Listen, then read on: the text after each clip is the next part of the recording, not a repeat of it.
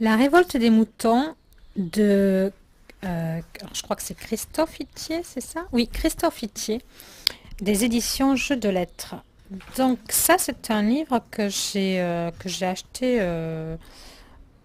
chez l'auteur. Enfin voilà, l'auteur était dans une manifestation et je l'ai acheté directement à son auteur.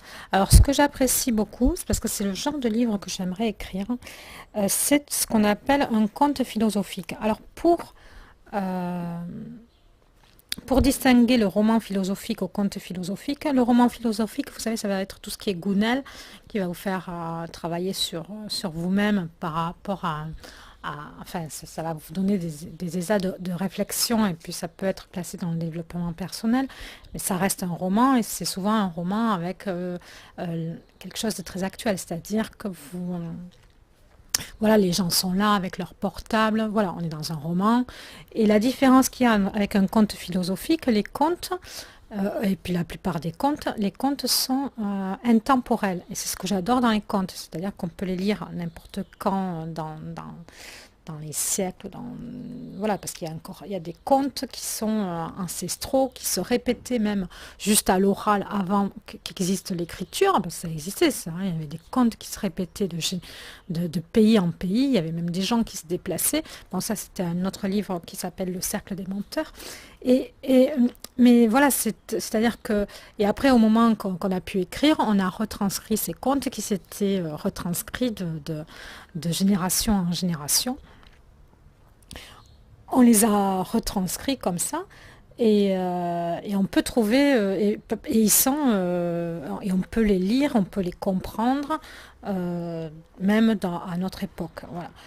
Donc là, pareil, c'est un conte qui pourra être compris à n'importe quelle époque. Donc c'est avec des animaux, donc les animaux représentent les êtres humains. En introduction, Christophe il parle de l'astrologie, que souvent dans l'astrologie, enfin c'est plutôt dans l'astrologie chinoise qu'on qu'on met que les humains ressemblent à un animal et qu'on s'appuie en partie sur le concept pour définir différents types de personnalités par rapport aux symboles des animaux. Donc là, vous avez, donc, comme son nom l'indique, dans la révolte des moutons, bon, vous savez, il y a souvent des BD où c'est comme les gens avec les moutons et puis que le loup, c'est l'homme politique ou des choses comme ça, ou que c'est un renard. Alors là, vous avez, dans les personnages, vous avez, alors après, je vous ferai une lecture d'un passage. Vous avez un loup, un renard, les moutons, l'éléphant et les dauphins. Et pour vous parler un peu, pour vous dire à qui ça s'adresse, je pense que ça s'adresse à n'importe qui, quoi. Vous pouvez donner ça à un ado, vous pouvez donner ça à quelqu'un de 11 12 ans parce que c'est assez court pour lire. Vous pouvez donner ça à un adulte qui aime bien, voilà, vous pouvez donner ça à une personne âgée, retraitée, ou quoi que ce soit. Ça passe partout. Et puis c'est facile à lire, c'est assez compréhensible. C'est à la fois, comme je dis, léger et en même temps, il y a une recherche. Voilà. Alors, je vais vous lire un passage. Je vais vous lire Diviser pour mieux régner, page 23. Par la suite, les renards firent aussi remarquer que certains moutons broutaient plus d'herbe que d'autres, et qu'en vertu de la notion d'égalité, cela devait cesser. On morcela donc le pays en parcelles de surface équitable, une par mouton. Rapidement, ce découpage s'avéra problématique. Premièrement, les limites des territoires étaient assez floues. Il n'était pas rare d'assister à des disputes entre voisins, chacun accusant l'autre de brouter son herbe. Deuxièmement, si un mouton voulait rendre visite à un ami, il devait traverser bon nombre de parcelles, et il valait mieux pour lui qu'il court vite. Élever un agneau ou deux devenait tout aussi problématique. On ne pouvait pas les laisser seuls, et la surface de parcelle n'avait été calculée que pour un seul ovin. Bref, on décida de remettre tout à plat et d'essayer autre chose. Le pays fut redécoupé en parcelles plus grandes où s'installèrent des troupeaux entiers de moutons, à chaque groupe de décider ce qu'il en ferait. Un chemin commun à tous permettait aux groupes de communiquer entre eux et de s'inviter mutuellement. Cette dernière éventualité ne fit pas long feu. Chaque groupe trouvait l'herbe plus verte chez son voisin. On cessa de s'inviter pour éviter les disputes. Un principe de valeur fut instauré au sein du troupeau pour déterminer la surface d'herbe qui revenait à chaque membre. Bon. Eh bien, désolé, je n'ai pas éteint mon portable.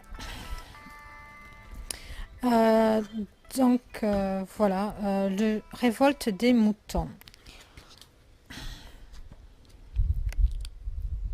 Et moi, j'ai perdu le fil. Ah oui, je voulais vous dire juste le nom des... à la fin, ça parle des protagonistes. Donc, le loup. Donc, ça vous dit le loup, dans l'imaginaire populaire, le loup, à quelques exceptions près, a toujours eu le rôle du méchant féroce et sans scrupules. Il inspire la peur et la méfiance. Allez savoir pourquoi, en réalité, le loup est un gentil chien-chien. Sauvage, certes, mais sans plus. Mais bon, j'avais besoin d'un méchant et c'est tombé sur lui.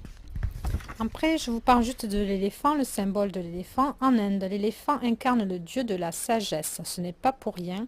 Il a beaucoup de qualités. Bien que vivant en groupe, c'est aussi un individualiste. En tant qu'herbivore, il n'embête personne et personne ne l'embête. Sa puissance n'a d'égal que sa dextérité. Il fait des trucs incroyables avec sa trompe. Il est intelligent et sait faire du vélo. Si, j'ai vu ça dans Babar. Il représente, à mes yeux, le sommet du monde animal terrestre avec le singe. Dans l'histoire, il incarne les maîtres de sagesse qui, de tout temps, nous guident dans notre évolution. Voilà, parce que c'est l'éléphant qui va aider à la révolte des moutons, quoi, quelque part. Voilà, la révolte des moutons dans le jeu de lettres. Si je vous trouve le lien, je vous le mettrai dans le descriptif. Voilà, désolé pour la sonnerie du portable. J'espère que ça vous donnera envie de le lire. Au revoir.